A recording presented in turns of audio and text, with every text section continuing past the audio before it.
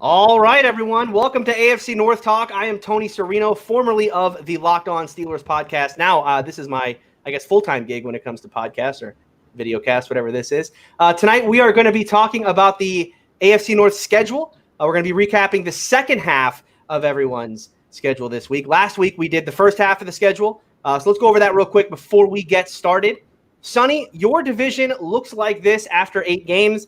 The Ravens, shocker, are in the lead of the division at 7-1. The Browns, though, hot on the heels, 6-2, right behind them. Yep. Then the Steelers come in at 4-4. Okay, starting a little slow. Steelers have some years where they start slow. I'm fine with that. And then the Bengals come in at 1-7 behind. Quincy, your division looks like this. The Baltimore Ravens in first place, 6-2. The Browns, though, still hot on the heels here, 5-3, right behind them. The Bengals come in at 3-5, and then Quincy, this disrespect. I mean, the Steelers at 2-6. We got to fix this tonight. Look, if you're going to predict the Steelers to go 8-0 tonight, then we're fine. We'll be fine. We'll see. Ace, your division looks like this. The Ravens on top at 7-1. They have a commanding lead on this division because you have the rest of the division, the Browns, Bengals, and Steelers all tied at 4-4. So 500 right now, halfway through the division. My division looks like this. I have the Ravens at 6-2. I have the Steelers at 5-3, again, right behind them. The Bengals at 3-5, a slow start. And then the Bengals at 2-6. So that's where our divisions stand right now. We're going to start with the Cincinnati Bengals and starting the second half of their schedule. Ace, let's start with you. How do you see the first 4 games of the Bengals second half of the schedule playing out? So we start it looks like after the starting off at week 10. So week 10 at the Steelers in Pittsburgh. That's going to be a tough game. I'm not gonna lie on that one, especially in Heinz Field. A hard place to win. Depending on, I think by that point it's November. I think fans are back in the seats. So I have that as a loss. Week 11, that's a big game. I think that honestly, that should actually be pushed to be flexed because what's interesting about that game is it's Joe Burrow versus Dwayne Haskins. We all know the drama that goes back to that. That has headlines there, but then it also has headlines because you have the number 1 and the number 2 overall picks going head to head. You've got Joe Burrow versus Chase Young. Chase Young's going to be looking to make a stance there, and Joe Burrow's going to prove that he wants to be the number 1 pick. So being that it's at Washington, I think that this is a win for the Bengals because I think the Redskins quarterback situation, when you talk about Joe Burrow and Dwayne Haskins going head and head, I think that Joe Burrow wants to make a statement here. I think he wants to let it be known that he should have had that job at Ohio State and he was the better quarterback between the two, especially with Urban Meyer coming out and backing Dwayne Haskins over Joe Burrow. I think that that's going to be a game where he has a chip on his shoulder. You talk about week 12. This is where I like the schedule because it starts to soften up. You have a guy like Daniel Jones there in terms of the Giants. I don't think that he's ready to do what it needs to take for the Giants to take the next step. So I think that Danny Dimes isn't really going to pull this off. And I think Joe Burrow gets another win under his belt.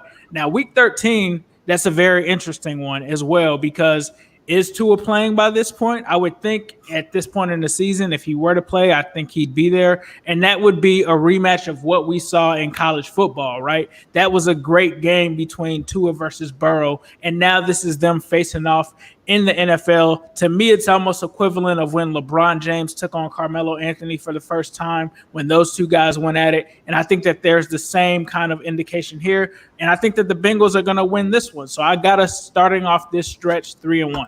Wow. Ooh. Okay. All right. So you have them at 7-5 so far. All right. Quincy, how do you see the Bengals? How do you see this stretch playing out for the Bengals? They're beating this. No, I'm not going to. Listen, you have the Steelers reeling right now. They're 2-6. Okay, so a loss here to the Bengals maybe puts the nail in the coffin. We'll get to them. We'll get to the Pittsburgh Steelers in a minute. But the Cincinnati Bengals, I think they're going to lose, of course, this game to Pittsburgh. Here's how you know it's a loss. When you play your AFC division opponent and they put that game on Fox and not CBS, yeah, that's true. They don't think this game's going to be close. So that is what it's going to be. And then they go at Washington. Dwayne Haskins, look, I take a lot of heat from Ohio State fans. I think Urban Meyer is a great college football coach, but I don't think he knows what he's talking about when he talks about quarterbacks going to the next level and having those skill sets. I mean, he did choose Tim Tebow over Cam Newton, which worked in college, but Cam Newton obviously was a better pro. And then, picked Dwayne Haskins, which, was a choice over Joe Burrow. People still defend that choice, but it was a terrible choice. I'm just going to say that. So I think Joe's going to make that known and beat the Washington, because I don't think highly of this team at all. I think Cincinnati's clearly a better team than them. And you get to New York. I think New York's going to be very dysfunctional this year. I don't know if Saquon's going to stay healthy. That offensive line isn't really better. And Danny Dimes, not who everybody said he was going to be. I think that's going to be a loss. And then you go at Miami. Tua, I don't think Tua's going to play this year. He's coming off surgery. This is going to be a weird season. If you're Miami, why risk it? Why throw him out there? You already invested the top 5 pick at him. So, why do the RG3 thing and put him out there too early and get him hurt? So I think Miami's probably going to be content to stink this year again, to try to get some pieces and maybe even get some trades for some extra draft picks, because if they have an early pick this year, people are going to want that. And they're going to be able to take that because they took their quarterback last year. So I think they're going to be bad again this year. So I think the road's real clear for a 3-1 start after the bye for the Bengals here. Ooh. Okay. All right. Sonny, how about you? Okay, so week 10 against the Squealers. So the Steelers are coming from playing against Dallas at Dallas. Bengals are coming from a bye. This is when I think they're going to get rolling. I actually have a dub here. I have a dub against the Steelers. Hey, I know Tony's going to say, I'm hating. I had the Steelers 4-4, I think. At midway. So I think it's just the game before this one is just going to be a huge game. The Bengals should come prepared. This is where coaching should step up. Burrow, half a year with ups and downs, in my opinion. And this is when, after the bye, they should have a game plan. And I think this is where they're going to go into a good little stretch. So I have them winning there against the Redskins. I think it's going to be a competitive game, especially because the Skins have poised with 2 good pass rushers on the outside. They're going to test those tackles that the Bengals have, but I still have the Bengals winning that game. Against New York, I think that's a dub. I think New York, the Giants, are competing for the number 1 pick next year. I think that's that team. I think that's one of those teams that are going to be in top 5 again. And Miami, this is I think the little run, this is where we'll stop. I actually think similar to Ace, I was going to say similar to Big Ben loves Twinkies.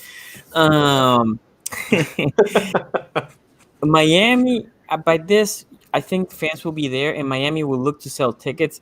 By then, also, Tua should be healed. I think they don't play him until week 9 or 10.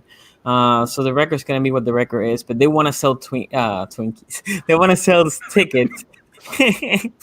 Highest field is where you can find the Twinkies this year. They're going to sell they want to sell tickets. They want to show the fans, this is what you're getting next year. We ain't going to compete this year, but this is what you're going to get next year. And I think the hype, the fans is probably going to be loud. And after 3 games in a row, you're due at that point. I think if Tua plays, which is what I'm expecting, they will take the L there. I think 3-1. Sonny, also did you that say quarter. A game at Miami is going to be loud? I'm just saying because what that ever happened in Miami Dolphins history? What if they ever had a daunting home If there are no fans this year, will you be able to? If there are no fans this year, it might be a benefit for the Miami Dolphins because they already know how to do that. People are gonna be desperate to get to any sporting events. Even Miami, they were practicing social distancing last year. That's true. I have them 3-1. Sonny, I mean, as you know, it's hot in Florida. People just don't want to be sitting out in the sun. It's definitely hot. I mean, they were practicing social distancing last season, so I think that they're already. I will say, I have been to one game at that stadium because the Steelers played there a couple years back. It was not a good game, but I will give them credit for the stadium. It was like I said, it was not a great game. They do have that stadium really well done though, because it's all covered, so you're all in shade. So yes, it's 1 billion degrees out here in Florida, but it's all covered. So you're not. Towels were at that game though. Yeah, there were terrible towels for the first 2 series, and then Ben went down hurt, and we all. So the usual. There. Yeah, we sat there in silence as Dolphins fans, lived out their wildest dreams.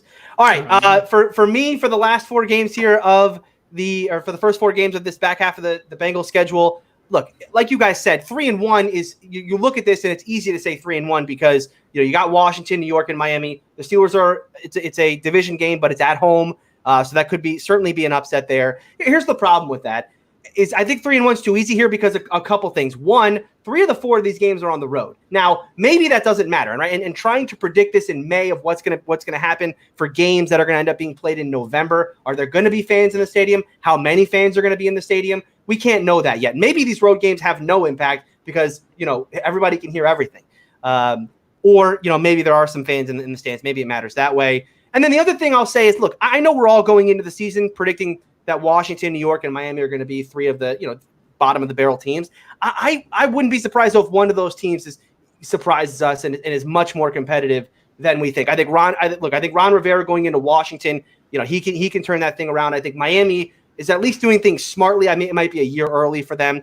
New York, I'll probably agree with you guys more there. I think New York's got a lot more problems. But look, I'm going to say 2-2 here. I think 3-1 is certainly a possibility, although, I think, winning a bunch of road games in a row for this Bengals team right now with where they are in their rebuild is probably a little too early. So I'm going to say 2-2, bringing their record to 4-8 on the year. All right.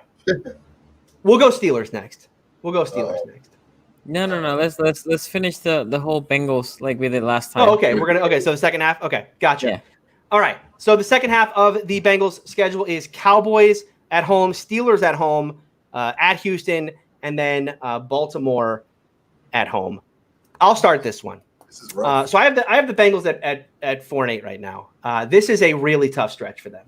And I don't want to say 0-4 here because just like I said before, right, where you got 3 road games, you can't win all of those, even though they are easy. These are all tough games, but 3 of them are at home. Here's the problem though: Dallas, Pittsburgh, Houston, Baltimore. I just cannot find a W out of these games because these are all teams that I consider to be playoff teams. I think at this point, look, we all know the Bengals are probably a year away from competing for a playoff spot. So is Dallas, the Steelers, the Texans, or Baltimore going to drop a game like this late in the year when they're all fighting for playoff seeding? I don't think so. So I'm going to have the Bengals finishing the year 0-4 and a 4-12 record. Damn. I know. My apologies. Ace. All right, Quincy, how do you see these last 4 games playing out? So I don't think they're going to win against Dallas. I don't think that's really realistic. You got Monday Night Football with the Pittsburgh Steelers. Could be a coming out party for Joe Burrow on national TV.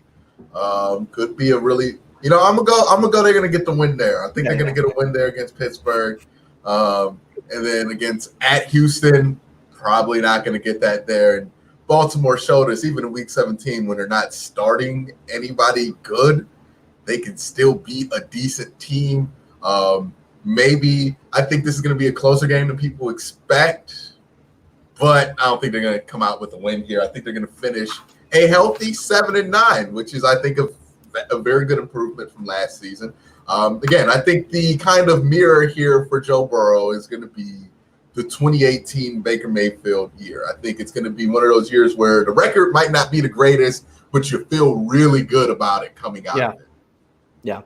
I'm with you on that, by the way. I think this team is going to be much more competitive than they were a year ago with Burrow and Zach Taylor having a year to put this all together. Sonny, what about you? Where do you see the Bengals finishing up here? So it's funny because the Dallas game, I think it could be a sneaky win. I think Dallas is not the greatest road team. They like to play in that dome over there. They like to play, in Jerry's world. They like to play in Dallas.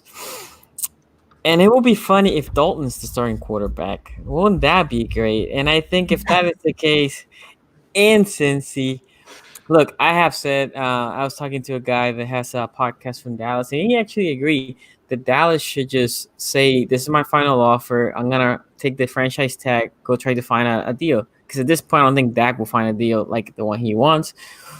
But anyway, I think that could be a dub, but I'm not gonna, because I think Dallas at that point of the year they are fighting for the playoffs.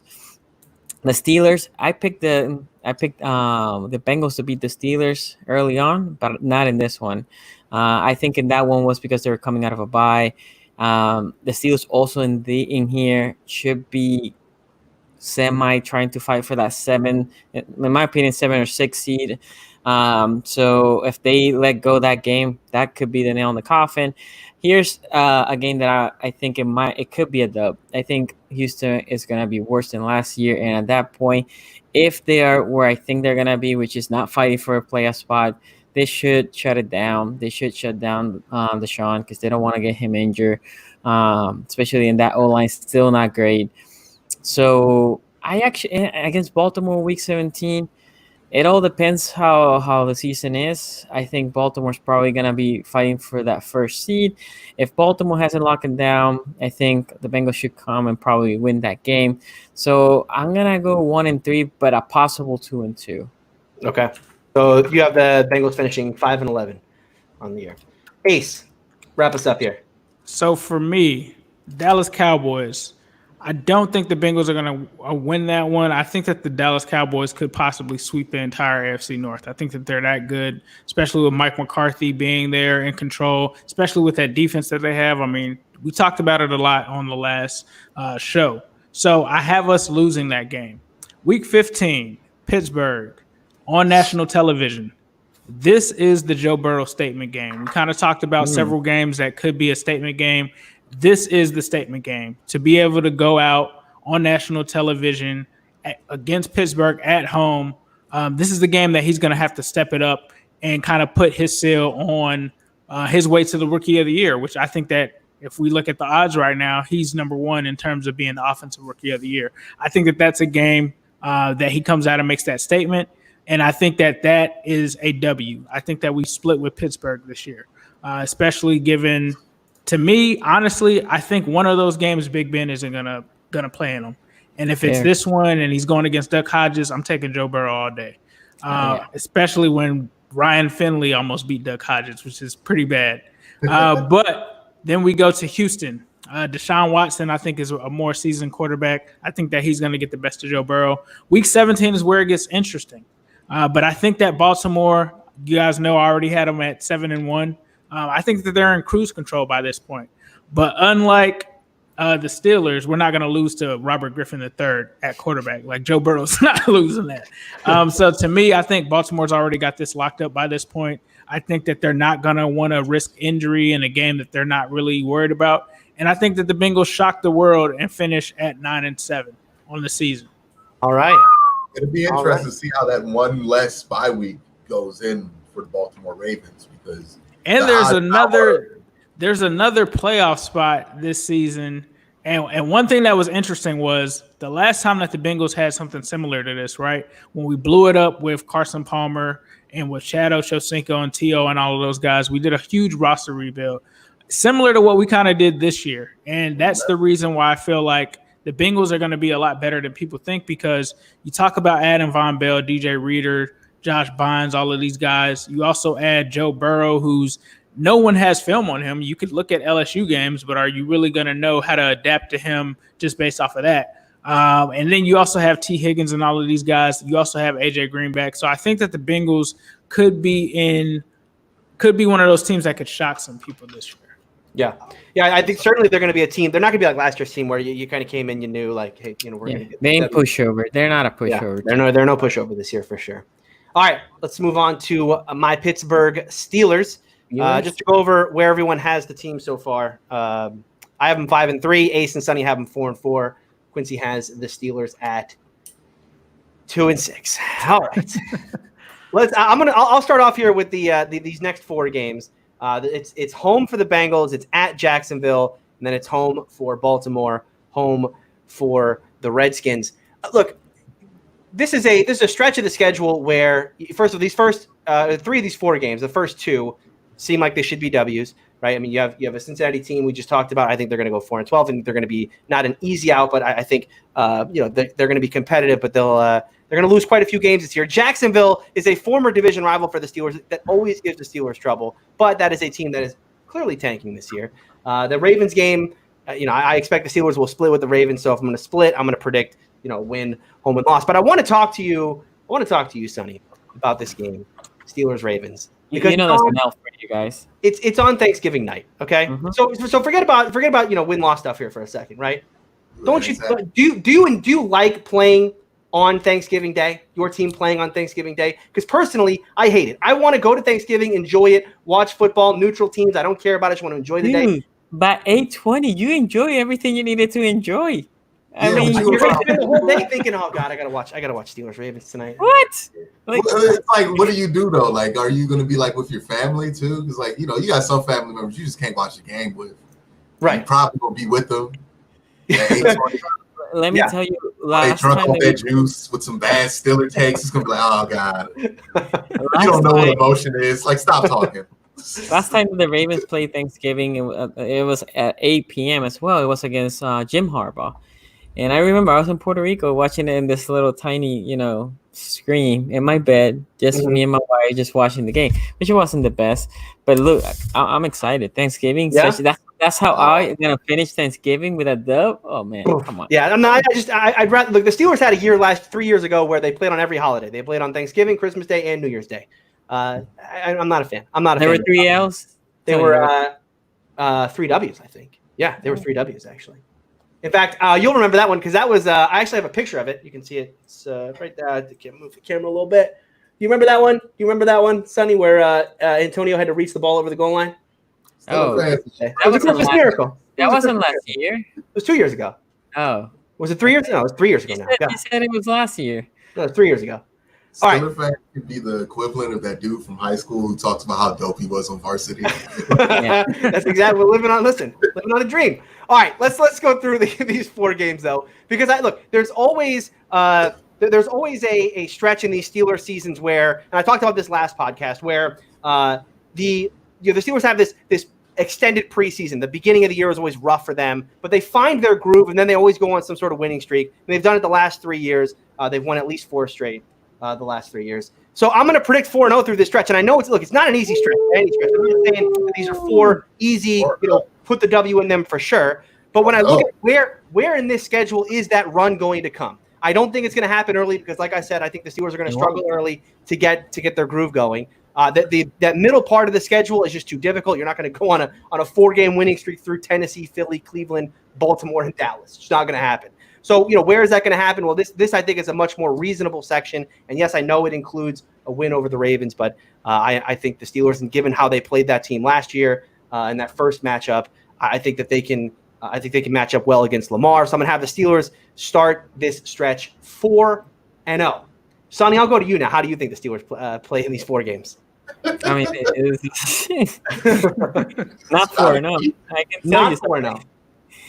So first of all, the Bengals game, I already said that's an L. The Bengals coming out of the bye. You guys coming against Dallas, a big game at Dallas. So I'm going Bengals there against Jacksonville. Yes, that's like a semi-bye week for you guys, right? That's like, hey, there you go, Bengals. At Jacksonville's always tough. But. Yeah, I mean, you might lose, and then this will be 1-3 against Baltimore and the Steelers, right? Yeah. I still think this year we're sweeping you guys like we did last year. So I'm predicting a dub there. And against the Redskins at Pittsburgh after a mini bye, yeah, I don't think the Redskins have a shot in that one, right? So I'm going 2-2. 2-2. All right. Quincy, how do you see the Steelers playing out here? They're starting at 2-6. I do think they're going to struggle out the gate, but I do think they're going to. What's this? The Bengals game at Heinz Field, I gave that to Pittsburgh, so that's 3 wins right there. Then you go at Jacksonville, and yeah, I think they win that one. Jacksonville probably not going to be the greatest. I think Ben's going to be inconsistent this year. I don't think he's going to be the Ben of old, but again, I'm not going to fully buy into that narrative until I see it. But I think he's going to have a great game here against Jacksonville, kind of get people amped up, hyped up for this Thursday night game. Now, this is an interesting game because it's also Thanksgiving. They have a good record on Thanksgiving, and it's a Thursday night game at home for Pittsburgh, and those are notoriously better for the home team. Thursday night home games are one of the biggest advantages a schedule can give you. So this is huge for the for the Pittsburgh Steelers, because if they want to contend in this division, they're going to have to win this game, but I don't see them contending in the division. I think Baltimore is going to make a statement on them. And this is where I think Baltimore is going to get things going in the right direction and start to be as dominant as they were last year. And they play Washington, and Pittsburgh should roll Washington. They should not lose to Washington. They start Dwayne Haskins, who I don't think he's that good. So I think they should go 3-1 in this stretch and pull their record up to a more respectable. What's that? 5-7. 5-7. Yeah, 5-7. Getting there. Right. Getting there. Yeah. Inching our way to 8-8. All right, Ace. How do the Steelers do here? So I think I had the Bengals losing that game, so that's a win for the Steelers. Jaguars, that's a cupcake win there. In Jacksonville, they're tanking for Trevor Lawrence, so I'm going to give that one a dub. Baltimore, this is where it gets pretty tricky. I think this is obviously the hardest game in that stretch. I mean, we talk about the rivalries. I think that this is the most intense rivalry when it comes to the Steelers. I think that there's a lot of hatred of Bengals fans and Steelers fans, but Steelers fans don't really pay us that much attention. I think their focus is always on Baltimore. And had Willie Anderson on the podcast, and he talked about being on the Baltimore Ravens and going into that Steelers game. And he said that they would tell old people not to come to the game, and that's how intense that it was. And that game, actually, he ended up retiring after that game. So he talked about the intensity there. I think that this game is the same. Although the rules have changed, obviously the league was a lot more tough back then. I still think that this is a playoff type atmosphere. You talk about it being on Thursday Night Football. The key is the weekend before that, both of those teams are coming off. How damaged are they? Because with you being on a short week, having to go into a game like this that's going to be tough, there could be some people limping out of there, possibly Ben Roethlisberger, possibly someone for the Ravens. Right now, I'm going to say that it's probably the Ravens that win this game. I think that the Ravens are just this is one that's on their schedule that they have to have. The Redskins, I think that the Steelers beat them. I don't think that that's really a competition there. And then we've got Week 14. It's a little bit cut off. I can't see that. Well, that's the next quarter. But you can keep it going. So that's the next quarter. Okay. Yeah. But you have the Steelers 7-5 so far. Yeah, 7-5. Yeah. All right, well, let's keep going, Ace. How do you see the next four playing out? Well, you guys know that I've got Joe Burrow winning in Cincinnati, so I think that that's a loss. I think that the Steelers still beat the Indianapolis Colts. I'm not buying that Kool-Aid. You jump Buffalo. Oh, I'm sorry. I did not see that. Okay, so Buffalo. Josh Allen, 8:20. That's going to be Sunday Night Football. I mean, the Buffalo Bills are really intriguing. I think that they are actually a really good team that no one talks about. Ed Oliver just got arrested. I don't know how that's going to impact them. He is a great player. It's at Buffalo, though. So you know what? I'm actually going to give this one to Buffalo. It's in their hometown. You've got the Bills Mafia going crazy. That's going to be an important game for them. I think that they're going to be kind of riled up for that. And it's coming off of Week 13 for the Steelers. So I'm going to go with Buffalo there. I'm going to go with the Bengals there. And then I've got the Colts as a win. The Browns, I can't remember if I had the Steelers winning or losing that first one. I don't know. I don't remember. It was so long ago. I think that this one is in Cleveland. I think that Cleveland gets up for this game. It's Baker Mayfield. They're going into the dog pound. I think that at this point, if it's Week 17, if the Steelers have already tied something up, I don't think that they're going to really be going all out in this game. And I think Baker Mayfield is going to be hungry. I think the Browns and Bengals are both going to be trying to vie at the end of the season. And I think that Baker Mayfield and the Browns pull one off this year. So I think the AFC North is very talented. I could easily see all teams within the division going 1-1 against each other. So I'm going to go with the Browns there. All right. So you have the Steelers finishing the year at 8-8. Quincy, how do you see the last four here? I just want to give a shout out to, the quarantine. Some football players have not been handling the quarantine well, but the justice department is building up a pretty solid defense. So, Ed Oliver, DeAndre Baker, Quentin Dunbar, they're starting to build something. They honestly got a better defense than Tampa Bay.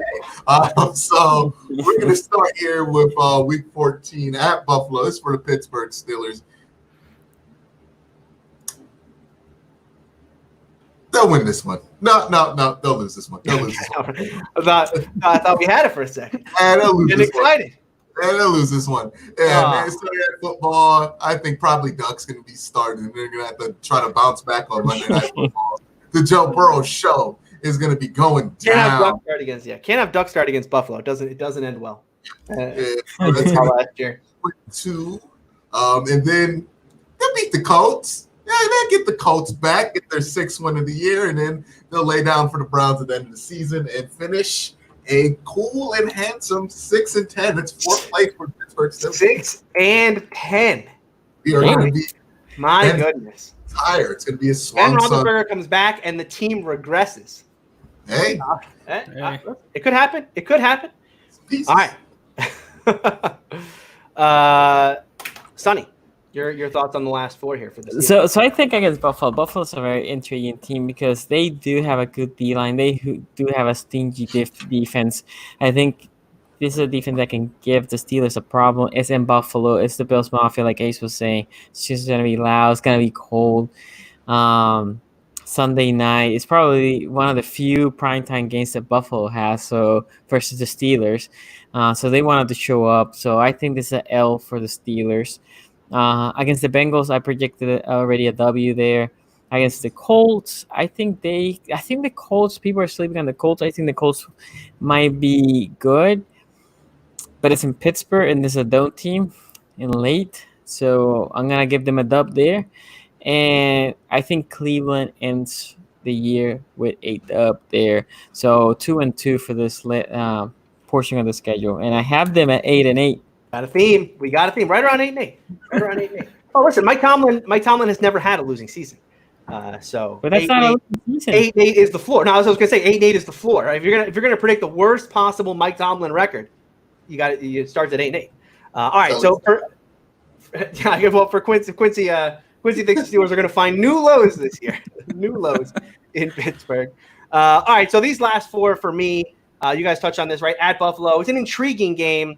And here's the thing. So this Buffalo game is interesting because just from an NFL scheduling perspective, I love the idea that they put this game on Sunday night. Because I don't know if you guys remember last year. Last year, the NFL flexed this game. The Steelers played the Bills. They flexed this game to Sunday Night Football. So it was Josh Allen versus Duck Hodges in prime time. It was a terrible game. Duck threw, I believe, 4 interceptions in that game. There was the game that kind of started the downward spiral for the Steelers there at the end as they lost their last 3. So NBC and the NFL loved that game so much, one of the worst primetime games of the year last year. They loved that game so much, they're like, let's do it again. Let's do it again in 2020. And this time it's in Buffalo. But by the way, Steeler fans will know this. The last time the Steelers went to Buffalo, they needed Le'Veon Bell to bail them out with an all-time great performance because Ben played bad that game. It's certainly not great memories. Wasn't it a snowstorm, right? It was a snowstorm game, yeah. And Le'Veon had it was Le'Veon's defining performance. I thought before that his best performance was a Monday night game against Tennessee, but boy, that game against Buffalo was incredible. This game, look, it's a revenge game for the Steelers in some ways because, like I said, they lost last year. They've got at Cincinnati, then you got the Colts and at Cleveland. Look, this is a stretch of the schedule where you can another say 4-0. You could say 3-1 though, right? I mean, just if you took the at this team at that team, take away home and away. This is a 3-1 just based on the teams that they play here, right? Indy, Cleveland, Cincinnati, right? The problem is 3 of these games are on the road. I can't. There's no way I can predict 3-1 here. I actually have a hard time predicting 2-2. I mean, the Steelers haven't exactly finished seasons really well. Just look at last year. So I'm gonna say 2-2 here because I'm a Steeler fan. I'm wearing my Juju jersey tonight. But it wouldn't shock me if this is 1-3 right here. This is a tough end of the schedule, 3 of 4 on the road. So I'm gonna have them finish the year 2-2, and that'll have them finish at 11-5. Although, like I said, they could backpedal here a little bit and finish the year at 10-6. Would We also have a theme here, Tony. Steelers 11-5 every year. 11-5. Did I have them 11-5 last year? I think I did have them 11-5. 10-6, 11-5. It was one or the two. It's a safe pick, right? Because it gets you in the playoffs. Competes for the division maybe a little bit. We'll see. Mm-hmm. All right, we're on to Cleveland. All right, so here's everyone's record on Cleveland. Quincy has them 5-3. Sonny has them 6-2. Ace has them 4-4. I have them 3-5.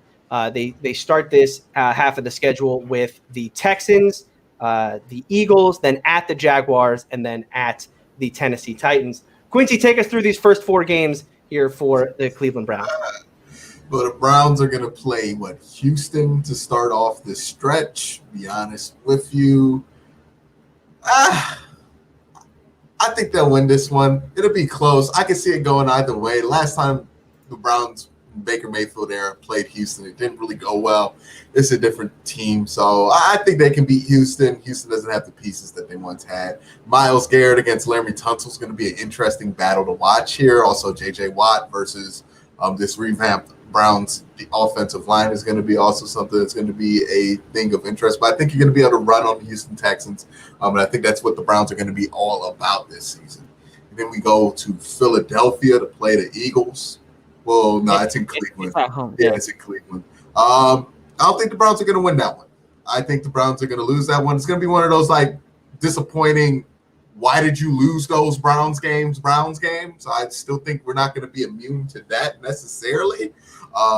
But I think it's just going to be a game the Browns are going to overlook. I think they're going to go into an easy part of the schedule, and then this is going to be where they kind of recollect and find themselves.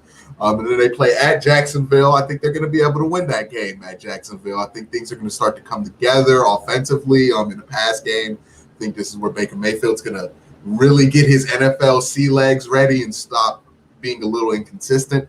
And then you go at Tennessee, and oh my God, I know Sonny is excited to. Do you play Tennessee this year? Yeah, I know you guys are excited to play Tennessee.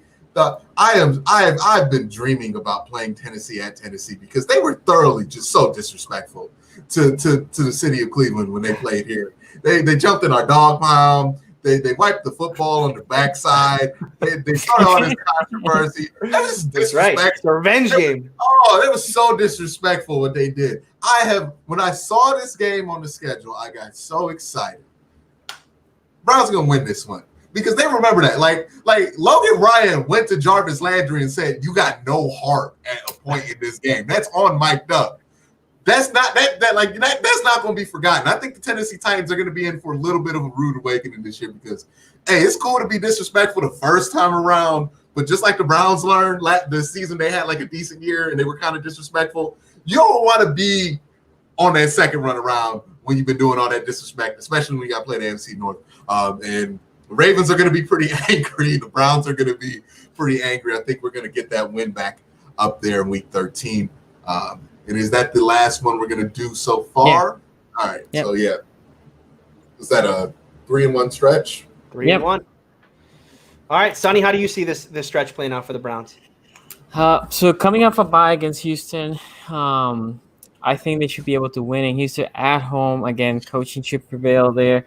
Bill O'Brien, I think, is he's an okay coach. He's just a horrible GM.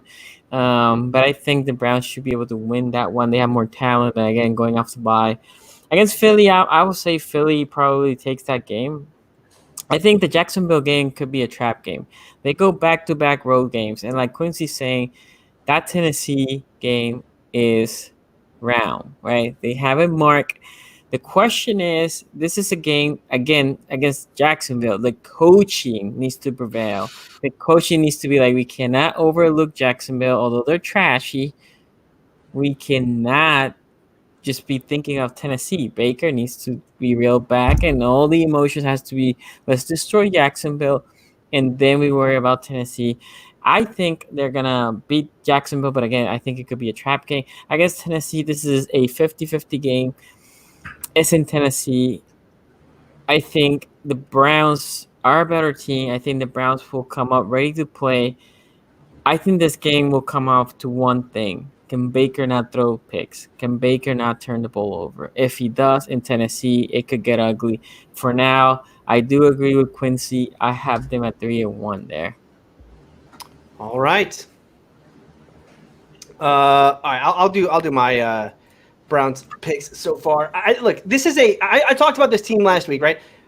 This is a team that they've got to get this show on the road. I mean, Kevin Stefanski has to figure it out what went wrong last year and get this team get the talent playing together, right? I mean, this is a Browns team that has, you put them top 5 in the AFC in talent, just talent alone, right? Figure out what is not working here, whether it's ego in the locker room, what's wrong with Baker, right? Get this defense working. How long is that going to take in an offseason where they just don't they don't have OTAs, they don't have mini camp, so they're gonna have a training camp. What's training camp even going to look like in this? So I think it's going to take them half the year to get going. I had them 3-5 in those first 8. Coming out of the bye week, though, they've got some tough games: Houston, Philly, Jacksonville, Tennessee. This is not a 4-0 stretch by any means. But I have them going 3-1 here. I think that this team starts to catch fire after the break. I mean, I think much like we talk about with Cincinnati being a team that you don't want to play, I think at the second half of the year here, once Stefanski gets it going, I think this is going to be a Browns team that can be very dangerous. So I'm going to have them going 3-1 here, turning that season around. So for me, I think that a lot of what you guys said makes sense. 3-1 is very doable. You look at that Houston Texans game, with it being in Cleveland, I think that advantage goes to Cleveland. I think they get on a run here. The Philadelphia Eagles, it's week 11, and you're dealing with Carson Wentz. He could well not even play in that game. Like, you could possibly be looking at Jalen Hurts by that point. And if that's the case, that's a win. I think even with Wentz, it's still possibly a win. You look at the Jacksonville game, automatic win. The only one that I kind of have concerns with is the Titans game. Obviously, the Titans, they're just on a mission. But if they are proven that it was just a one-year wonder thing, this could be a sneaky win for the Browns. But for right now, I've got them going 3-1 with the only L coming at Tennessee. Wow. All right. So you've got them at 7-5. Yeah. Wow. All right. Let's go to the second half of that schedule. I will finish it up here. Sorry. You got the Ravens at home, Monday Night Football, prime time in that one. As I said, I thought maybe that first game, the opener, should have been in prime time, but they saved this one late in the year. This is that. By the way, we talked about this, Sonny, last week. I thought that Chiefs game should be a late in the year prime time game, right? Much like Steelers Patriots was a couple years back. They made Browns Ravens that game, and the Browns won this matchup last year. Look, this is a huge game for Cleveland because at my point here they're 6-6. If they can come out of here 7-6, they've got the Jets and Giants, 2 very winnable games, and then you got Pittsburgh to end the year. But by that point, again, you got 7 playoff teams. I mean, that may either be for a playoff spot, maybe even both teams have clinched it up by then. Again, if they can get by, I'm going to say they do get by in that one. I'm going to have them going 3-1 again in this stretch. I think they get by. I think they get by Baltimore. And then I think they win those 2 games on the road against New York because, again, I think this is a dangerous Browns team. The talent is there. It's just about whether or not they can put this together on the field. Pittsburgh at the end of the year, I know it's a home game for them, but I am wearing Steeler colors, and so I'm going to say the Steelers win that one. Payback for putting them in last place. So I'm going to have the Browns finishing at 9-7 on the year. Sonny. Where do you think the Browns finish up on the year? So the Ravens game, I will say for the Browns, I think it will be a loss. We are coming from a Thursday night in that one. So we're coming from a mini bye to a Monday night at home. That gives us extra time, I think. And we always come up like the division. Every division game is important. So I think in the Browns, I have them battling for us for the division. Again, just the extra time just helps us. I picked that to be a W for us. Then they go to New York and they basically camp in New York for 2 W's there. And against the Squealers at home, I have them winning because I do think they're the better team between the Steelers and the Browns, and it is a home game. So yeah. And they're battling for the playoff spot, right? So I have them going 3-1. Well, this in your mind though, this would definitely not be fighting for a playoff because you have them 12-4 and the Steelers 8-8. So Yeah, still. Yeah. So the Steelers at that point, maybe the Steelers are fighting for the 7th, but clear. I mean, the Browns at 12-4 would be an absolute lock at that point. They might be fighting. We'll see what you say for the Ravens a little later on. Maybe they're competing for the second place. That's that'd be something. Yeah. All right, Ace or Quincy, let's get your take on the Browns end of the schedule. Real quick, I wanted to touch on some points you brought up because they are valid, right? The Browns are bringing in a new system. They do have a new head coach. There is an argument to be made that they're going to take a while to get this thing going. Maybe they might be a second half team. I feel confident in what the Browns are going to be able to bring to the table as immediately as possible, because if you could just tell the difference from this offseason to last offseason, they're much more focused on the product on the field. I mean, like, you really haven't heard anything at all about Baker Mayfield. The only thing I've heard about him is that he's pretty much holding his own OTAs at some ranch in Texas right now with a bunch of his players. Jarvis and Odell, I don't know if you guys seen what Odell looks like now, but he looks stronger than he's ever have, coming off that surgery. And same thing with Jarvis. So I think it's valid to question whether the Browns can start fast. I think they're going to start a lot faster than people think.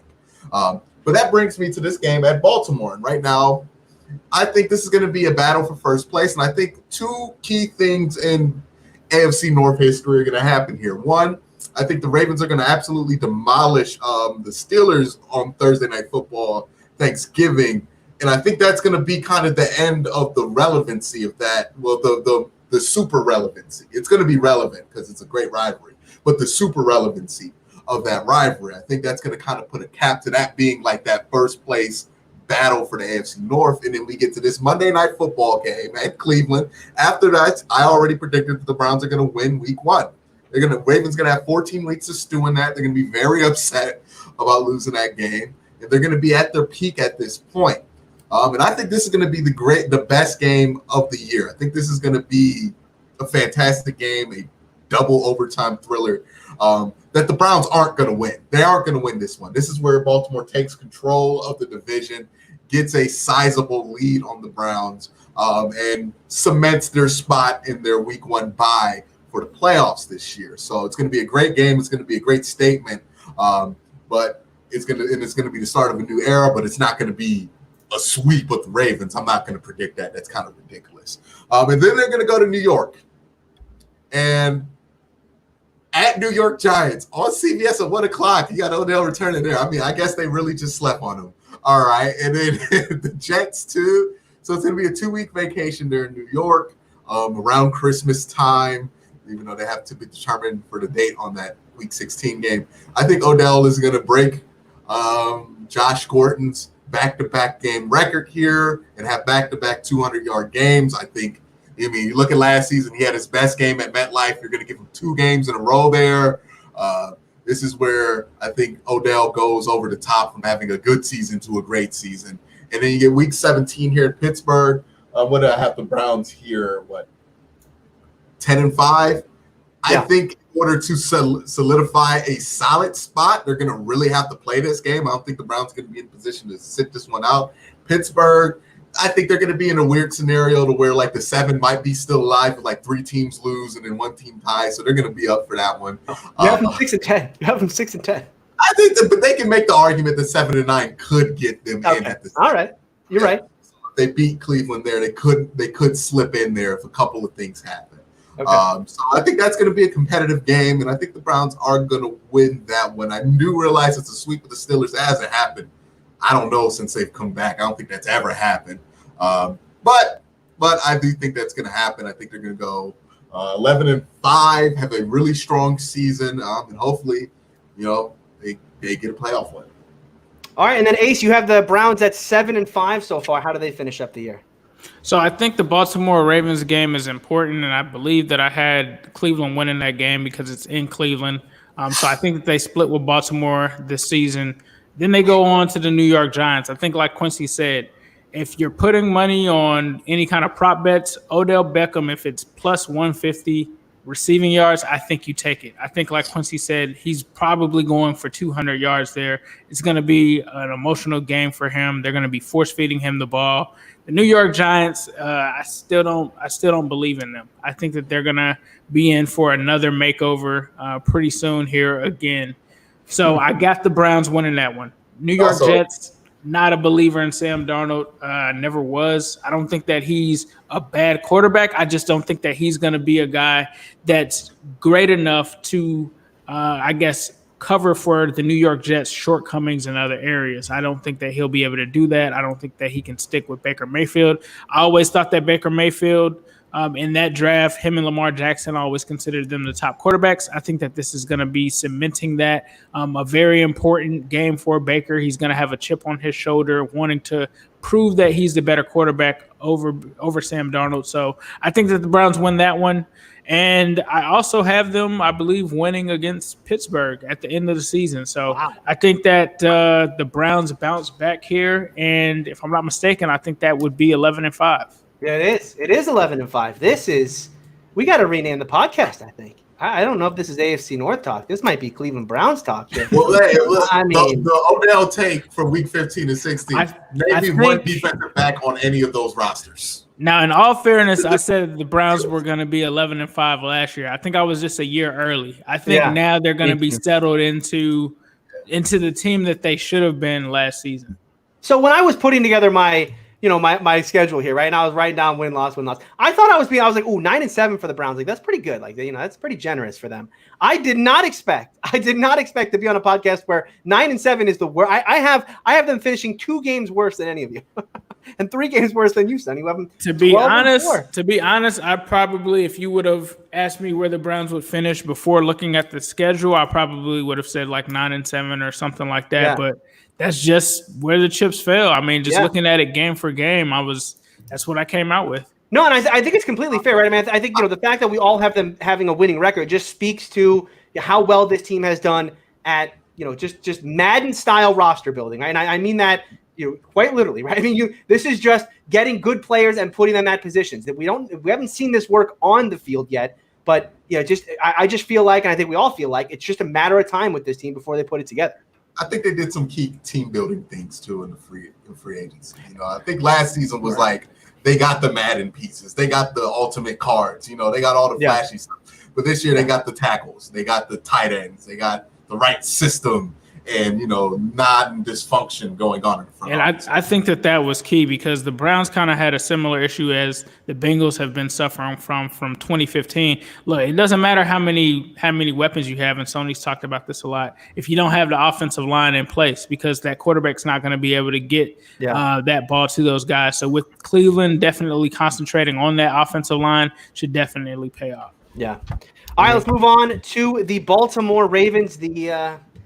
I guess they are the back-to-back division champs in this. Yeah. Kings. It's tough. All right, we're going to start with Ace on this one, though. Ace, I'm interested because you have the Ravens here 7-1 going through the first 8. How do you see the next 4? The next 4 for the Ravens, as we see here, is at the Patriots, right? And I think it's a big question of, what exactly is that Patriots team going to look like? Then you have the Tennessee Titans at the Steelers, and then home for the Dallas Cowboys.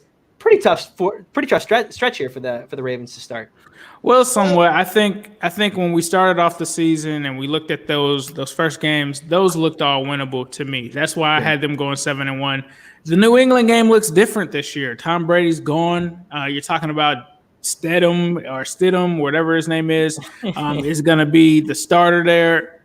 I'm not buying that. Like, if this was Tom Brady in New England, I would say that this is a loss. It's not. It's a new era there.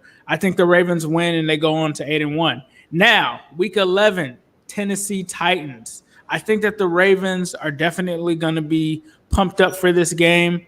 And I think because of that, this is going to be one of those teams, just like with AJ Green, he's always in their head.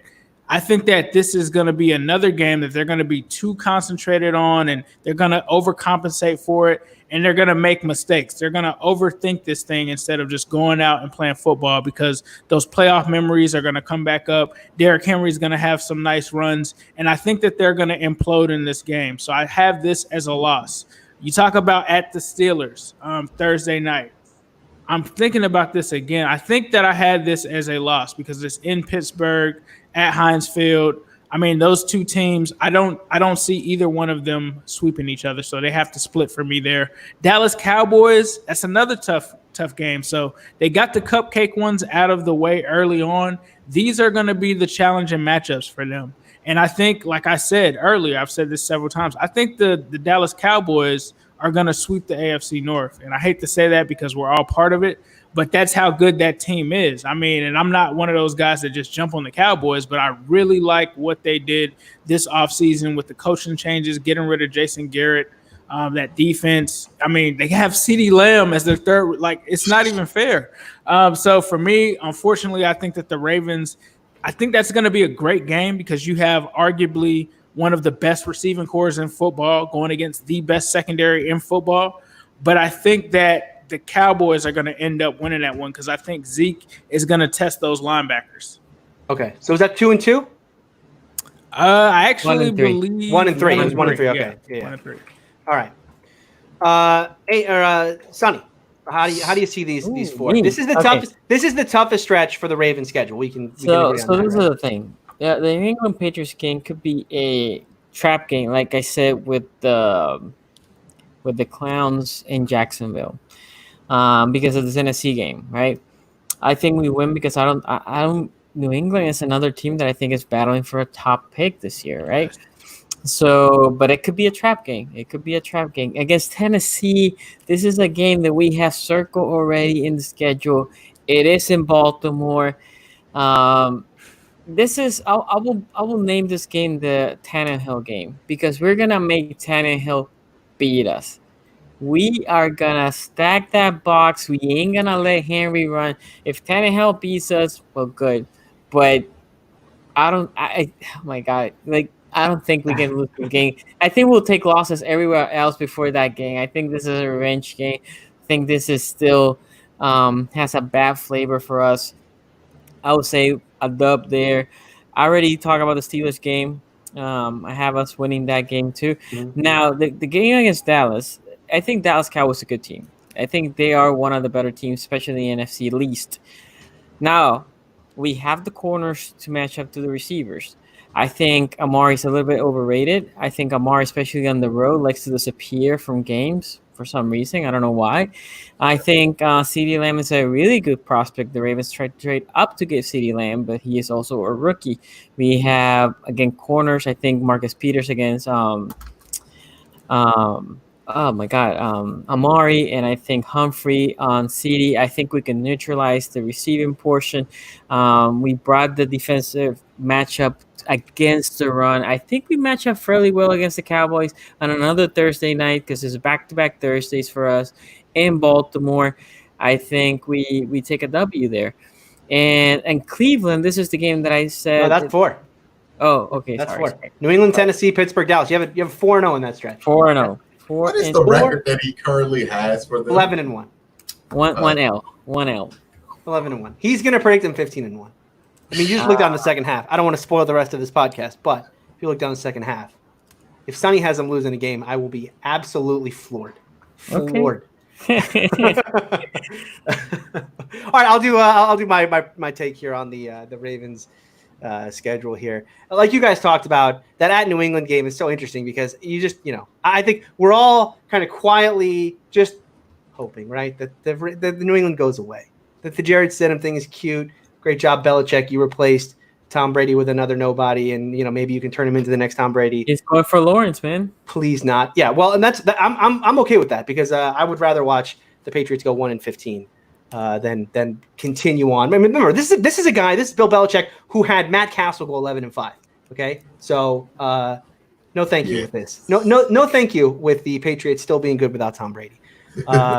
The Tennessee Titans, like you talked about, Sonny. I mean, this is the revenge game of all revenge games, and this is another one where look, they smashed this game in between. The Ravens have 4 out of 5 games on prime time, okay, and the one game that's not is the revenge game against the Titans. I know, right? How dare they, NFL? How dare you? How dare you put look? The New England might be like 0-9 by the time they play the Ravens. I know. I don't understand that either. What are we doing? What are we doing, NFL, with this scheduling? Can't wait to see that Tennessee game.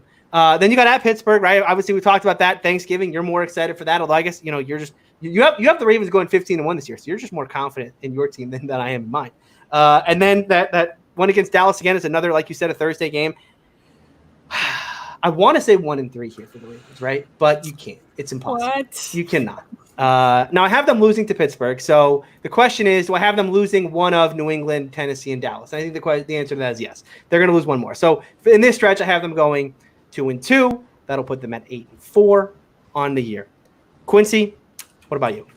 Oh, all right. So New England. Now the good news for New England is they no longer employ Cody Kessler, because Cody Kessler has never been a part of a quarterback room that's ever been not a disaster in his entire NFL career. You can Google that. So they got rid of him. They're going to start they're really serious about this whole Jarrett Stidham thing. Okay. So that means they're really serious about Trevor Lawrence, so they're not going to win. So that's a loss there. Week 11, Tennessee. I think Tennessee is just a bad matchup for Baltimore, to be honest with you. They really do the things that you need to beat Baltimore. I think Tennessee and Kansas City are probably the two toughest matchups for them. Just because they play different styles of football, but I think they do things separately that don't really play to the strengths of the Ravens. So I do think Tennessee is actually going to pull that one out. Don't know how that's not a national TV game, or at least a 4:15 start. Right. But, whatever. All right, then they go at Pittsburgh. Again, I think this is a game they could lose. I don't think this is out the realm of, like, craziness to think that they won't win that one. But I'm just going to go on the safe side here that they're going to win that one, because I think they are a much better team than Pittsburgh this year. But it's a Thursday night game on the road. That's not a guarantee. Yeah. And then they go against Dallas. And Ace, you made a convincing argument, and I am considering switching my stance on it, because there are some things there that are very interesting to see. I don't think Marcus Peters is a great matchup on somebody like Amari Cooper, because if you look at Marcus Peters' history, he has issues sometimes with the better route runners because he loves to gamble, and that can get him in trouble, and he can have one of those Marcus Peters games. But he can also have a good Marcus Peters game, which is pretty solid there. And I'm willing to bet that at home he's going to have a good Marcus Peters game against Dallas.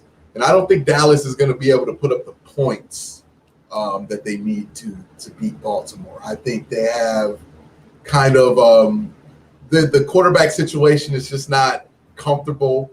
I think Dak's a great player, but I don't think Dak's in a great situation to play well, because he has this contract situation going on. He's going to have other things on his mind. A lot of people are putting a lot of expectations on this team. And, Ezekiel Elliott's always a wild card on where he's going to be at mentally at this point in the season. So I think for those reasons and more, Baltimore's probably going to win that game. And this stretch at, what's that, 8-3? 3-1. What's that? The record? 9-3. 9-3. They're going to go into the Cleveland game. If they win, they take control of the division. If they lose the tiebreaker to Cleveland. It's going to be a big Monday Night Football. Yeah. All right, then we get into the back half here, the final 4 games of the Ravens' schedule. At Cleveland, as we talked about, that huge Monday night game. Can't wait for it. It's going to be a marquee Monday night game late in the year. They have Jacksonville at home, the Giants at home, and at Cincinnati. And I'll just do mine quickly here just to get out of the way, because I think this is fairly obvious. I already had them losing to Cleveland on that Monday night game, but if you're predicting them to lose any of those other games, I mean, it would have to take, Lamar being out, and I'm not convinced that RG3 is not, just as good considering what I saw last year. So I'm going to so I am going to predict the Ravens finish the year 11-5, tied with the Steelers. It'll come down to division tiebreak. I believe I did not have the Steelers splitting with the Browns. I believe I had them sweeping, but I do have the Ravens splitting. So based on division record, I believe the Steelers, in my mind, may win the division. Wow! On a tiebreak. Listen, on a tiebreak. Delusional. Wow. so surprising. Ace, how do you see the Final Four for the I Ravens didn't know playing Florida out? legalized, man. So for me, we've been legal for a little bit. So for me, I've kind of talked myself into a corner here where it has to be 2-2 because I had Cleveland winning in Week 14 and I had the Bengals winning in Week 17. Yep. So I think they finished 2-2. It's weird because even though I have them on my projection finishing under the Browns, I still feel like they actually would end up over the Browns or at least tie with the Browns for first place. But that's the way that the chips fell. So that's where I have them. Yeah. No, listen, I mean, you can have this happens all the time, right? Where you have good teams who just face tougher schedules. I mean, the Ravens are playing a first place schedule. Now, I know, first place schedule this year, it includes New England. So it's not exactly the who's who of great teams in the AFC anymore, but they do have that game against Kansas City, whereas the Steelers and Browns will avoid it. So, yeah. Sonny, you have the Ravens at 11. Against the Browns. Are you going 15-1? Are you going 15-1? Look, against the Browns, I think that's a dub because, like I said, it's at the Browns, but we coming from a mini bye. We come from a Thursday night. We have the time to a Monday. And then it's Jacksonville. There's New York. And I think because we have 14-1, I think the Bengals beat us. So I have us at 14-2 like last year. No faith in RG3 in Week 17, huh? I mean, it takes a special I'm probably a team bigger to believer in lose RG3 than you are. It takes a special team to lose to RG3 with the backup O-line. Somebody look up how many teams have went back-to-back 14-2 or better. I don't think it's ever happened. It's never happened. That's never happened.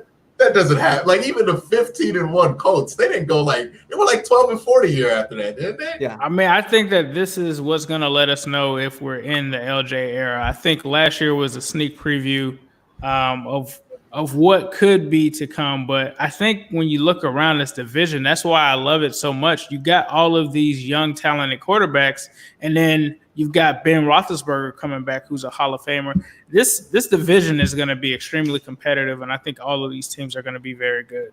Yeah. Actually, I meant to point that out, Ace. I think you had the entire division finishing 8-8 or better. Yeah, you did. You have the division at 8-8 for the Steelers, 9-7 for the Bengals, 10-6 for the Ravens, and then 11-5 for the Cleveland Browns. All right, Quincy, how do you see the rest of the Ravens schedule playing out? Do I have them at currently? Currently, sorry, let me pull that up again. 9-3. 9-3. Yeah, 9-3. All right. So this all makes sense. All right. So I said they're going to beat Cleveland. It's going to be one of the best games of the year. It's going to be, with some we're going to hope it's a playoff preview. Let's see what happens there. And probably lose to Baltimore in the playoffs, let's be honest there. And then Week 15, they're going to play Jacksonville. Yeah, I can't in good faith say that at home. At home to Jacksonville. And I really can't say in good faith that they're going to lose at home to New York, especially because they'll have 3 losses at this point. Kansas City's probably going to be in that same territory. And I do think they're going to have to play Week 17. I don't think they're going to have the luxury of just sitting it out, sitting for the bye. I think if they want that bye, they're going to have to take it in Week 17. And they're going to have to beat the Bengals there, and they're going to finish 13-3. 13-3? So you have them finishing. Wow. All right. So 13-3 it is. That'll wrap it up. That's it. So let's recap it here real quick. We'll go person by person here. Sonny, here's how you have the division playing out. At the bottom, it's the Cincinnati Bengals at 5-11.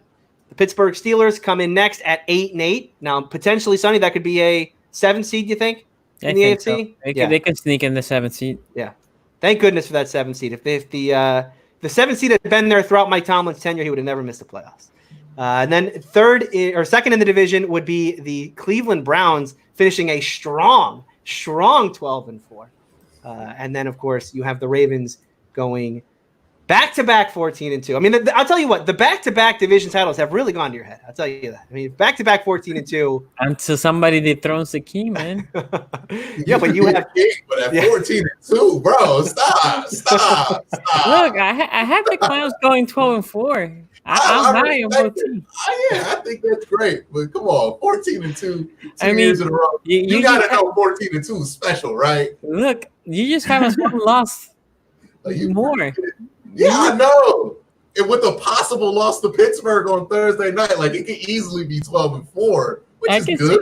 Yeah, they're a couple of great. I mean, 12-4 is a very good record. Yeah, 13-3 can get you home field in some years. They regressed slightly to 13-3. You know what I mean? Like at least that's realistic. All right, Quincy, you have the division playing out as such. At the bottom, the Pittsburgh Steelers are 6-10. Strong 6-10. A competitive. Strong. And a possible 7-9 if they win that Baltimore game. The worst, I believe, that would be the worst record. I'm trying to think of what the record they had when they drafted Ben Roethlisberger the year before that. I believe it was either 5-11 or 6-10. It might have been 6-10. So it'd be their worst record since then, which would have been 2003. And they'll probably fire Mike Tomlin. Is Big Ben gonna stay healthy this whole season though? Like if Big Ben gets hurt and that Tommy John surgery is an issue. Not Tommy John. Not Tommy John. Sorry, I don't mean to scream. But whenever someone says Tommy John's, I just have to correct it. It's not Tommy John's. I'm not a doctor. Here's what I know about the surgery. It's not Tommy John's. I've heard people contradict that report, but that's the only thing I think that can derail the Steelers. And for me, if Ben Roethlisberger was say 26, I would be fully confident that he could bounce back from an injury like that. But the age just scares me. The age just scares me with that. But I think if Ben Roethlisberger is healthy, I think the sky is the limit. I think that they could easily be back in the playoffs, especially being that they're coming off an 8-8 season with Duck Hodges. And that's why I just really think that this division is just going to be good. I know I touched on this earlier, but when you look around with the New England Patriots falling off the ends of the earth, I mean, who's going to really step up in that division? You've got the Miami Dolphins, who probably are still a year or two away. You've got Buffalo, who I think probably wins that division. You got the New York Jets. They're still in rebuild mode. So you got probably one team coming out of there. And then you look at the AFC South. I mean, the Jaguars are kind of going through a rebuild there. I personally do not believe in the Colts like that enough to say that they are as confident as teams that I would be in the AFC North. Houston Texans, maybe. How does DeAndre Hopkins affect Deshaun Watson, though? You got the Titans. They're strong, but was it just a fluke? Was it just a kind of Fitz magic kind of thing for Ryan Tannehill? We don't know. And then you look at the AFC West. Of course, you got the Chiefs, but who else is there that's going to really step up? Denver Broncos, I'm not really a believer in. Los Angeles Chargers, they're going between Tyrod and a rookie quarterback. They're in transition. The Raiders, So I think that this could be a year where the AFC North could sneak a couple teams in. Go ahead, Quincy. I got a question for you because we've made a big deal about the quarantine and how that's going to affect a team like the Browns that does have a new coach coming in. My question is, with Big Ben being 38, coming off of a season-ending surgery, not playing football in a while, don't you think that quarantine is going to be a huge effect on his ability to play this season? Absolutely. I mean, if there's no training camp, he's not going to be able to play back into shape. I think that at 38, shape. Whatever he calls shape. But I think at 38 years old, there's a lot of things stacked up against him having a good year. Consistently. I agree with you. Like there's a ton that's working against, the kind of Ben's going to come back and pick up right where he left off, right? I mean, to you guys' point about the injury thing, I get that, there's a lot of concern about a guy at his age coming back from this surgery. But as far as just like the wear and tear on his body, the last time this guy played a full season, or I should say the last time he played, right? He played a full season. He played all 16 games in that year, right? He led the league. Before that was 15, 14, 11. Right. I don't think the question's his long. I think he can stay healthy. I just think can the level of play be consistently big? Like a lot of what Big Ben has done is deep balls, kind of like not running out the pocket, but escaping the pocket. Sneaky. And really using his flick of the wrist to his advantage. I mean, I could count countless times where people were wrapped all over Ben and just with his arm strength alone, he was able to make something happen. if that element isn't there, and he's older, and he's slower, and he's not going to be in shape, and he has to deal with these obstacles that everybody else has to deal with as far as the quarantine goes, that really that's why I think 7-9 and 6-10, like that's a realistic outcome for Ben, because I don't know if he's going to be able to play at the level he needs to support this offense that I just don't think is good. Yeah, the question is how good does this offense need to be to win football games, right? Because last year, the Steelers they weren't the worst offense in football because the Jets exist, but otherwise they were the worst offense in football, right? So how much better does Ben make them, right? And how much, how good do they really need to be to win with a defense that, is coming back with pretty much, 10 of the 11 starters from a year ago and is so young, and you're gonna have Minka now with a full off season to prepare. They can do something. I was just on Locked On Steelers. It'll air tomorrow, but Chris and I were talking about what they can do now with Minka and being able to move him around. Remember, they got him mid-season. They only played him at free safety. He's a guy who can play a lot of different spots. Talking about Edmonds doing the same thing. So I'm really excited what we can see from that defense again, and can they build on what they did in 2019? Now, I'm not saying they're going to be as good as they were or better, right? But I'm saying, like, they're still going to be at that level. They're still going to be a top 5 defense. So when you have a top 5 defense, what do you really need out of your offense? What do you really need specifically out of your quarterback to get it going? That's why I think, look, it was going to be really interesting to watch with the Steeler team is how do they treat Ben Roethlisberger in the preseason? Because I completely agree with everything you said about the quarantine and how this COVID thing affects Ben Roethlisberger's ability to get on the same page with this offense now. It's a completely different group of wide receivers from where he left off. They brought in Eric Ebron now. They brought in Matt Canada, who's going to have a little more say in this offense, not just going to be Ben and Fichtner running the show. How much do they use Ben Roethlisberger in preseason to get this thing going? That video that came out today of Ben throwing with his wide receivers, okay? Here's who he was throwing with. He was throwing with Juju, James Conner, and Ryan Switzer, okay? Not James Washington. Not Deontay Johnson, not Chase Claypool, not Eric Ebron. No. It was Ryan Switzer. That's, I like that Ben's throwing again. I'm not thrilled that he's still in love with Ryan Switzer. I think he needs to move on. Switzer's the 3 or 4 yard deep guy, right? That's about what he wants. 3 or 4 yarders. Let's give proper respect to Ben. It's not like we haven't seen him win a big game in the playoffs and have a big drive in the playoffs off one hand. Yeah. He's done that. Yeah. What year was that, Ace? Oh, God. Come on, man. 2015. Ben Roethlisberger is definitely going to be that guy. But I think just like you kind of have to, even with the Bengals, right, we're going to have questions about A.J. Green. He hasn't played in a couple seasons, it seems like. And, when you play in the AFC North and you play in this division, those division games are just more – I don't know. It's just something more about those games than other divisions when I see them play. They're just more lethal. Even though the game has kind of gotten soft and stuff like that, it just seems like when those games happen, our teams in our divisions, we're just ready to go because we know that in order to win in this football league, it starts with the AFC North first. You have to try to win this division. And winning this division gives you a great chance of having a great season. Sonny, can you put that comment from Reed up, the one about Brady? The next Brady and Edelson? Okay, now this comment, I want to talk about this for a second. I know we're going a little long, but this is not Reed saying this. Do you know who said this? Do you know who said this comment? Who? Ben friggin' Roethlisberger said this. Ben said it. Ben was watching the Super Bowl. Ben was watching the Super Bowl. It was either the Eagles game or the Rams Super Bowl, either one. And he was watching Brady and Edelman, and he texted Ryan Switzer during the game and said, "Why can't this be us? Hey, Ben, I'll tell you why it can't be us. Because Ryan Switzer sucks, okay? I don't mean to be rude. Ryan Switzer sucks, okay? I'm sorry. But get that out of your mind. Work with James Washington. Work with Deontay Johnson. Work with Juju. Work with what you got. You know what you don't got? You don't got Brady and Edelman. Sorry.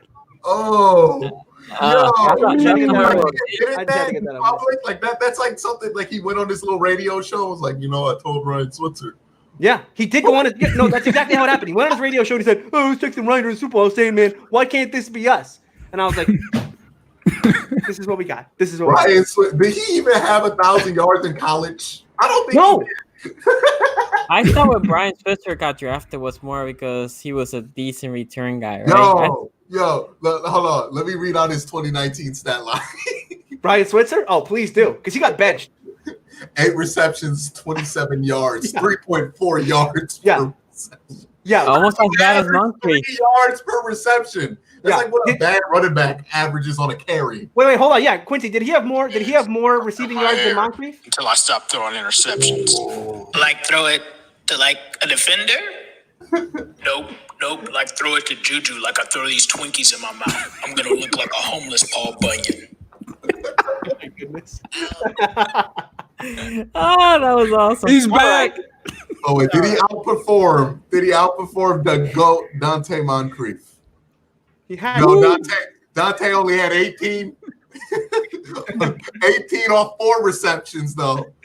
Ryan Switzer, 8 receptions, 27. His yards per catch, man. Wow. His yards per catch are up there. All right, let's wrap this thing up. Let me go through the divisions real quick, just so everyone knows where everyone stood. Sonny had the Ravens at 14-2, Browns at 12-4, Bengals at 5-11, Steelers at 8-8. Quincy had the Ravens at 13-3, the Browns at 11-5, the Bengals at 7-9, and the Steelers at 6-10.